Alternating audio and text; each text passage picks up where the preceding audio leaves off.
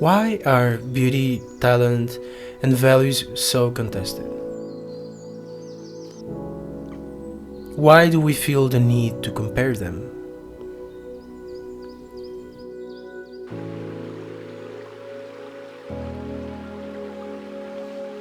For example, here are two living beings. At first glance, they may appear similar, but that perception is only shaped by our human tendency to categorize and define. We might say one is more beautiful than the other, but that is just a personal perspective, not an absolute truth.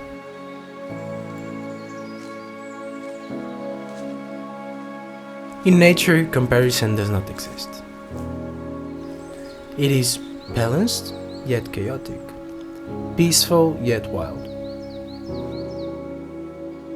It moves freely within its own essence, unlike the human mind, which has compared and judged since the dawn of time. But is this constant comparison a reflection of something we deeply desire?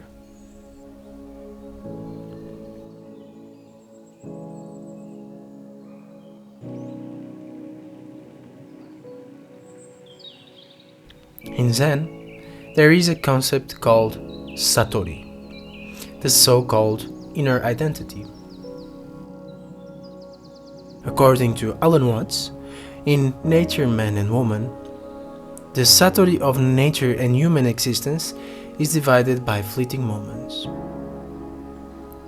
To fully accept a moment as it is means also becoming aware of the struggle to do so. In contrast, nature simply is.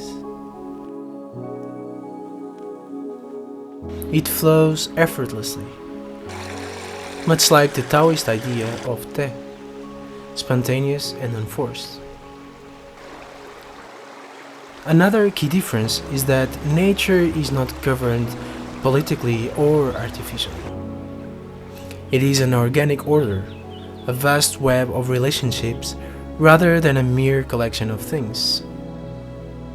And comparison will always be part of our journey, whether we perceive it as good or bad. But perhaps the very act of labeling it as such is proof of its impact.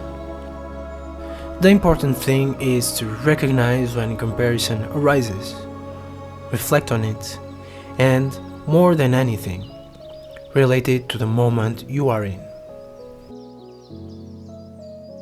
After all, your experience is uniquely yours.